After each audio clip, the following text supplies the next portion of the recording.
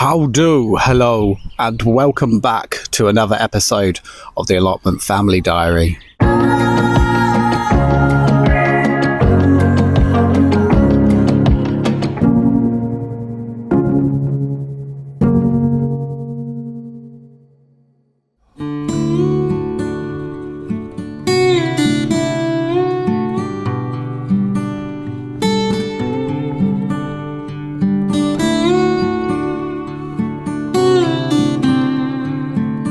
Today I am at Tilly's plot.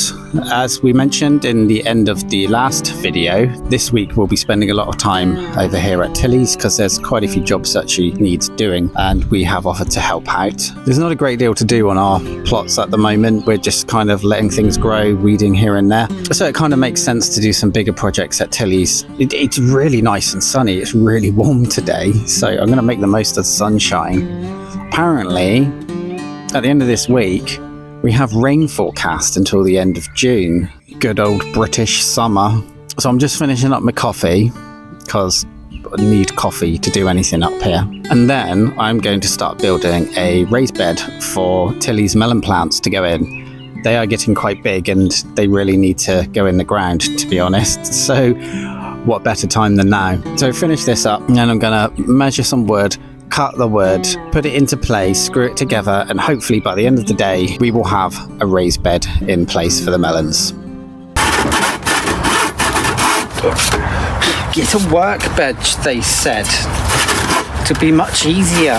But it doesn't help when the wood that they sell you is damp as well.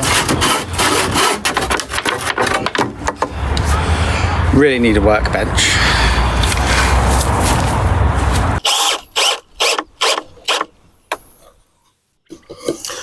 Them little screws in. So this will be the sixth raised bed that I've built. Yeah, we got 5 on our plot, so this will be the 6th. It's just built from bits of treated decking that you can get in a hardware store. Cut the decking to the size you want it to be, screw it onto a support, piece it together in the area you want it to go. Thank you to the person that left a comment regarding lining the insides of the raised beds.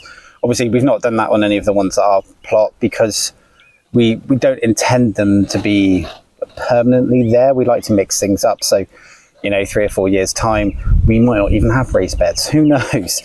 However, this one I'm going to take your advice and I'm going to line it because I think Tilly wants this to be more of a permanent feature. So thank you for that, that was brilliant. I am going to finish putting the screws in this one and then it's on to leveling the ground out. I keep looking over there because that's where the raised bed's going to be.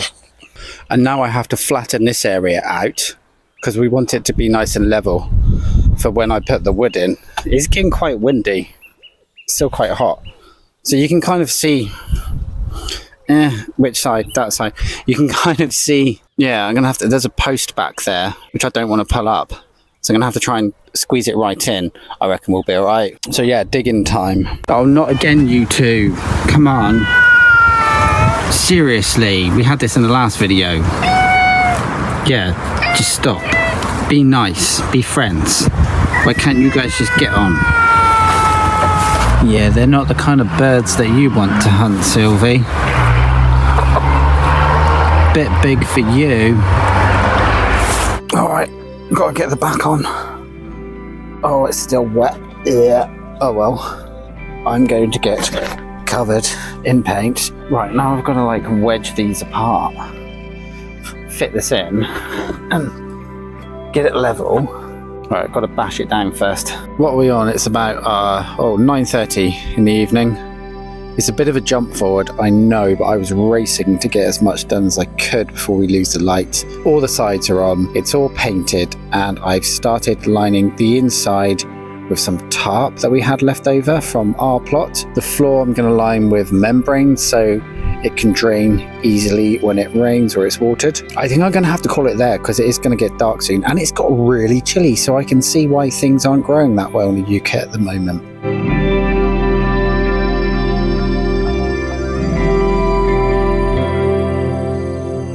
Hello, I'm about to harvest my garlic.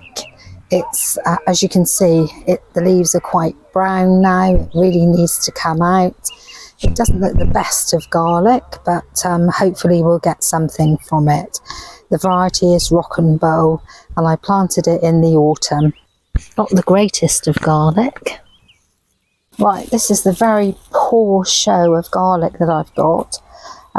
Apparently a really rough wet winter can cause them to rot, which I think this one is doing, and it says don't eat them because they could harbour botulism apparently if they're rotten, so that one can be dumped. I mean, I've really looked after this garlic all over the winter. It was looking so good, and now all of a sudden it's just gone really rubbish. So if anyone can help, if anyone knows what I could do to prevent this in the future, maybe they can help.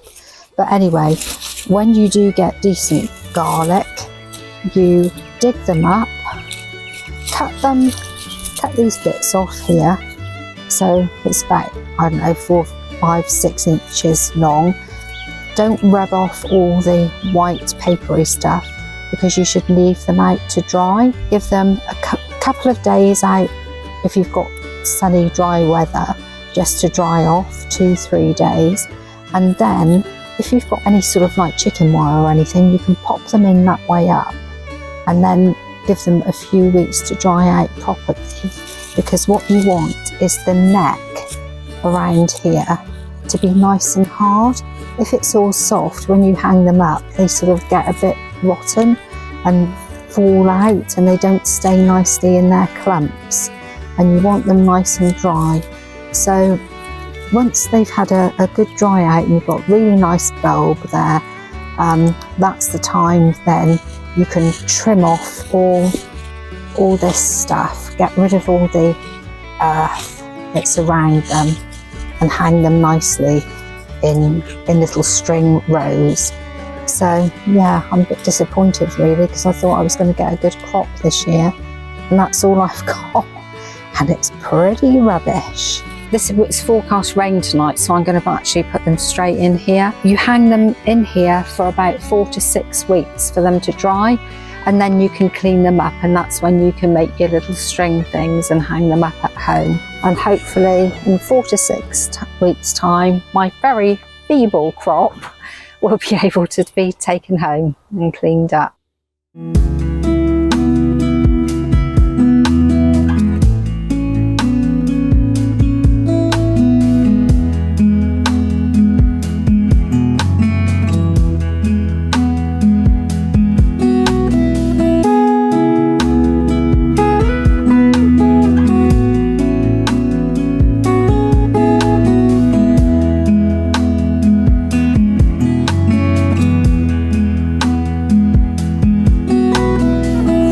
Take my jumper off. It's really hot and it's really nice. Got to make the most of today because the rain is coming tomorrow. Coffee up at Tilly's plot. Just sorted out the chickens. They've been fed, got the eggs. We're going to try and cram in a load of stuff today. Tilly's coming up in a bit. I need to finish off the melon bed. A few bits to do there. And I believe Tilly wants to put in her Cape Gooseberries, which would be quite interesting. So we have to build a frame for those to go on. So first of all, I am going to be taking a quick trip to the trading shed. Now, the trading shed, contrary to its name, is actually a shop. You don't really trade things there. So, like, I'll give you 3 onions for 2 strawberry plants, that sort of thing.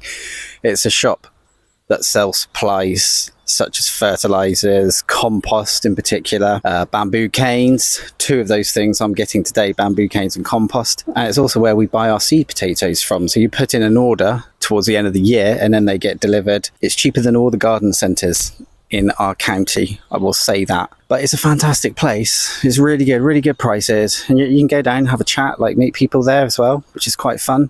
Trading shed haul, got some compost for some seeds at mine and Hans plot. So this is like a 40 litre bag and it's £5.50. 60 litre bags are £5.50 as well, but this is better quality stuff. So that's cheaper than garden centres. And I got 20 bamboo canes because some are for Tomato Tower and some are for the Cape Gooseberries today. And bamboo canes are about 50p each. Bargain. Tilly's up here now. Hello everyone. Right, this is a bit of an experiment. I've not grown these before. They're called Cape Gooseberries and they sell them in supermarkets. If you see, they're like little orange balls bit like tomato size, and they've got like papery ends to them. You either love them or hate them, I think. And we really like them, so I thought I'd give them a grow. You said give them a grow. I planted the seeds on the 3rd of February this year, and I didn't really know how they were going to grow, but apparently they grow tall. They don't grow into a bush or anything. They go actually really, really tall. So Tom's kindly going to build me something for them to grow up against. And I'm just going to have a go and see what happens. If they're a success, I'll grow them every year because we really like them. So they can get up to 6 feet tall. Yeah. So I'm going to do something with bamboo canes and chicken wire, I think. Yeah, that sounds pretty good to me. And down here next to the squash, they're going to go. Yeah. Going to grow. That's where they're going to grow. Tilly's busy weeding now. And while she's doing that, here we go, progress check. So I'm using bamboo canes, chicken wire to build a frame. And see these little rods here? These, I'm not sure what they're made of, they're quite heavy. But these rods, you can find them all over the allotment. Now, UK allotments are measured in something called rods. So I think the spacing between them used to determine how big a plot you'd get. And these are all relics left over that just end up on people's sites. And we're using them as supports for the bamboo canes. Now this saw is really good. Tilly got me this and Nick for Christmas. And I believe it's a Japanese saw. Yeah, it is. I saw them on a blog, a building channel actually. And the person that was using them said that she wouldn't be without them. She thought they were amazing. She's got all different sizes.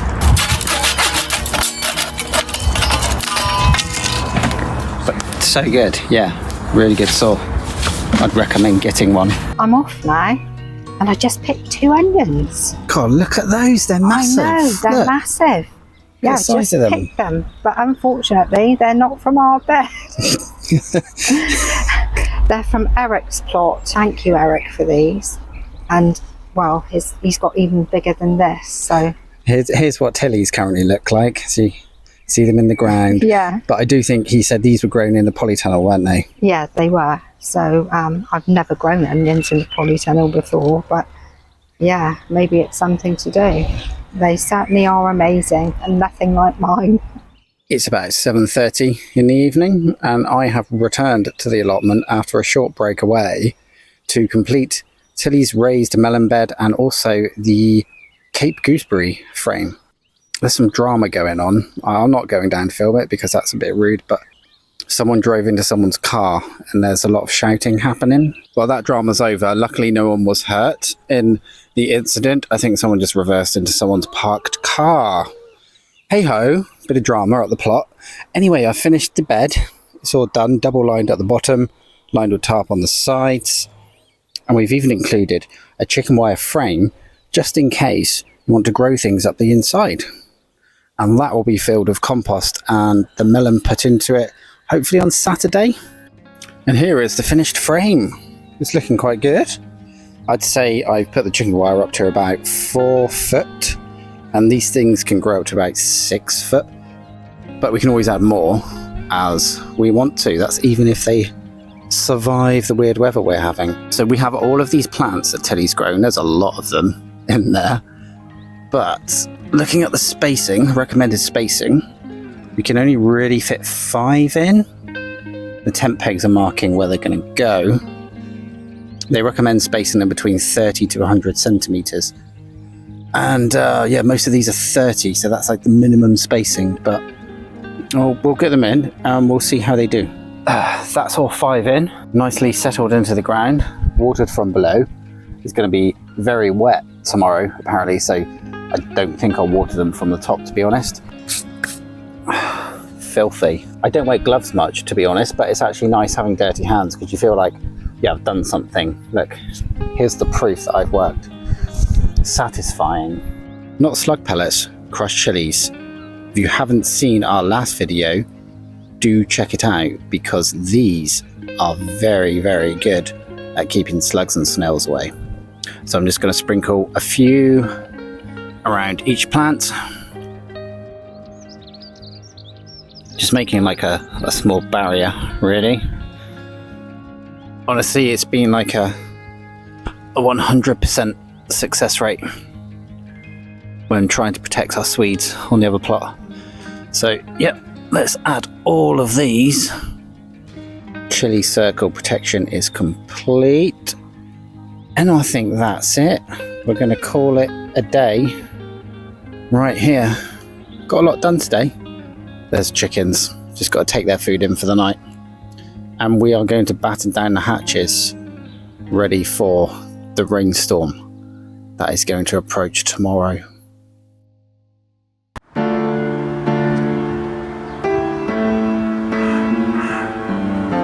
Well, here we are in Teddy's shed, and we are avoiding the rain. It's quite stormy today, isn't it? Yeah, it's freezing. Quite windy, and obviously Sylvie's here. So I've got something here. So obviously some of you have come here from the thumbnail. Tilly's been naughty, haven't you? I've been really naughty. The first time in 10 years on the plot. Yeah. An email from the council asking for immediate action to be taken. I'll read the email to you guys, I think. The email says, "Good morning. During a recent inspection, it was noted that your allotment plots isn't numbered." That's bad English as well. It should be aren't numbered, not isn't numbered. Council grammar. That your allotment plots isn't numbered, which is a requirement in the allotment rules and conditions. Please ensure that your plot is clearly numbered as a matter of urgency. So this has come from the council officers. Yeah. Asking for immediate action to be taken. So why haven't you numbered your plot? Well, they've been numbered. They've been numbered ever since I got here 10 years ago, and they must have been blind not to see the numbers. Yeah, they are fully numbered, and here you go. Here's some footage of the plot numbers, and this is a main path going through Tilly's plot. It's a public path, a main access path, and as you can see, they're numbered. So yeah, so they should have walked right past them and been at eye level with the numbers. So anyway, we had to reply to the email, didn't we? We did have to reply to it because, it's a bit job's worth, isn't it? It is, and I mean, after you've been here 10 years, and how's it made you feel? It makes you feel like you've been a naughty girl.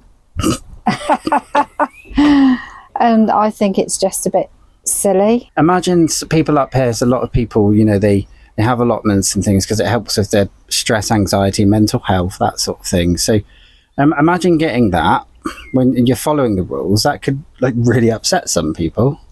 Well, it could really, because they obviously didn't walk past, because they've literally, as you can see from the photo, they literally walked right past those 2 totem poles with the numbers on. They would have seen them, wouldn't they? Yeah, they would have seen it. I'm going to add this as well. I'm not going to show the footage because I'm not going to show people who obviously haven't consented to be shown. But as you know, we have trail cam, and it was on my plot on the day of the inspection. And I saw the officials walk up a main path where the cars travel past our plot. They didn't actually come up past my plot at all. They didn't go up the main access path. So therefore, they didn't do an inspection. If they didn't do that at my plot, I wonder if they did that at yours. Well, that does, make you wonder, doesn't it? Yeah. Really? So where's all our 70% rent increase going to? So people do a slapdash job and... I know. So anyway, we like having a rant, don't we? Yeah, it's quite good to have a rant once in a while, especially the way the council has treated all its tenants lately. We did wonder if this was like a blanket email they've sent out to everyone, but I've not had the email, nor has Hannah. So it's obviously targeted to people that they consider don't have plot numbers, even though they do. So anyway, of course, we had to reply. Thank you for your email regarding the numbering of my plots. I was shocked to learn that following your recent inspection, you recorded that my plots were not numbered in accordance with Rule 13A of the Local City Council Allotment Garden Rules and Conditions 2024. Following a thorough investigation of my plots that I personally carried out immediately after receiving your email, I have noted that my plots are indeed numbered in accordance with the council rules. Section 13A states tenants must mark the allotment plot number on the outside of a shed or greenhouse or on a post and keep it visible from the principal path or main access path. As per the photo I have attached, here's the photo we sent them, please see that my plots are indeed both marked with their numbers and are mere inches away from the main access path that runs between both my plots. If the main access path was walked when you carried out the inspection, the only way to reach Teddy's plot, I am absolutely puzzled as to how my plot numbers were missed. If you are unsure of where the access paths run throughout the site, I have attached a map of the site with the access path between my plots highlighted in red. I hope this is useful. Nearly there. And here's the fun bit. If this is an error or oversight on your part, I do accept your apologies in advance. I'd appreciate that thoroughly inspecting all plots at such a large site must be a difficult task, especially considering the amount of principal and main access paths that must each be walked to traverse the site and its various plots. Whilst I'm writing this email, please might I also suggest that the council carries out thorough inspections of the facilities it provides at the allotment. It is concerning to see the state of the principal paths, full of plot holes, and dangerous to those that require vehicular access to their plots, and to those not steady on their feet who walk them. It is a bit wonky. It is also a shame that despite the toilet block being serviced recently, the lock is completely broken, meaning many tenants now avoid using it due to embarrassing situations that may occur, and perhaps even safety concerns for youngsters that wish to use the facilities. I do hope, with the rent increase soon coming into effect, the council can spare some money to fix these contentious issues at our beloved allotment site. Yours sincerely. Yeah, that was quite a feat today to go through all that. Yeah. Unnecessarily, I think. I mean, this is the thing. If they aren't going to inspect plots properly and send out letters that some people, it could really affect them, then it's not good. And I think they need letters like that sent back to them. It's not rude. I wouldn't consider that rude. No, and to be honest, I think it's very easily solved by the council actually going around and providing the numbers themselves if they're that worried about it. I think a lot of plots do around the country, don't they? They do, yeah. You'd think that they would find something better. They've got a map after all. I mean, they could have spent that time needlessly emailing worrying tenants to do something positive for the site, arrange the roads being fixed, the toilet being fixed. Yeah. There's all sorts of other issues up here. We won't go into those. No. But this is it. This is where your council tax goes, guys. Well, especially when they're doubling the rents practically. Yeah. So that's this week's rant. Fun. Yeah. Yeah, a bit of fun in the Allotment Diary household this week. We did have a laugh actually about it as well. Let us know if you have any issues like this on your plots. Yeah. Have you had any issues with your local council or committee or anything at your allotment? Leave a comment and let us know your stories. Yeah. Great to hear. Yeah, it'd be good to hear what other people have to put up with. I mean, I will add now, just in case there is anyone from the site watching this is nothing to do with the actual committee here at the allotment site. They're all brilliant. The volunteers here. This is from the council, like head offices, isn't it? Yeah, it is. The ones sat in the offices with their pens and paper. Yeah, and to be honest, the way they've acted over this rent increase, we need to make them know that we're not happy with them. So let them deal with this, and maybe we're a bit getting our own back at them. Yeah, well, they're demanding you take immediate action. I know. Well, we demand they take immediate action to do things that are more important than worry about numbers on boards. Yeah, exactly. Anyway, let's leave that there. Yeah, so we'll leave that at it. It's quite funny, really. Real life on the plot, isn't it? Oh, yeah, definitely. Real life on the plot. Yeah.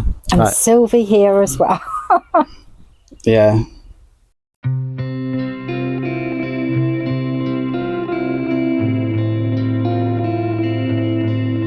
Hi guys, it's Saturday afternoon. We're going to fill up the melon bed today, so we're going to use some of this compost, and I've also bought 5 bags of different compost from the trading shed. I've had a chat with a really knowledgeable man down there who has said that lots of people are having trouble with peat-free compost, and they recommend putting several varieties or several makes together that have got different components that are giving a better base for your plants to grow on. So I'm going to try that in a minute. So using the world's smallest shovel, which is mine, which is Tilly, we're going to put in just 1 barrow full of the compost that Tilly has made, and then we're going to put in 5 of those other ones. I don't know if it will fill it up, but we'll see.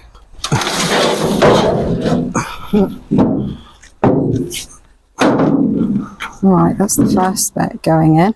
Right, so this is the bed. It's got 5 bags of compost, a wheelbarrow full of compost from Tilly's homemade compost, a load of old grass clippings which are rotted and won't grow again. We've got chicken pellets in there. We're going to mix those in with the compost, and there is also old plant matter that you put underneath, I think. Yeah, there is. We're actually going to do an episode just about all different composts and compost teas and things, so we can go into that into more detail at the time, because we have had some issues with compost making this year. Yeah, so this is about 1 foot deep. It's not as full as we'd like it to be, but you know, no one's made of money. We can't afford 1 million bags of compost, so this will do for now. I read up about their Gala F1 melons, and apparently, according to the RHS website, you can grow them in grow bags. So I mean, this is almost overkill. Really. It is really. We're just going to put 2 in and see what happens. I've never actually planted melons before, so it's a bit of a learning curve. We'll see what happens. Right, it's quite nice roots. I grew them myself from seed, so I'm quite pleased that they've actually taken. Tilly actually gave me and Hannah one of these, and it's growing in our polytunnel. Here's a quick shot of what they're like in polytunnels. See, obviously it is bigger, but then it's a different environment for it.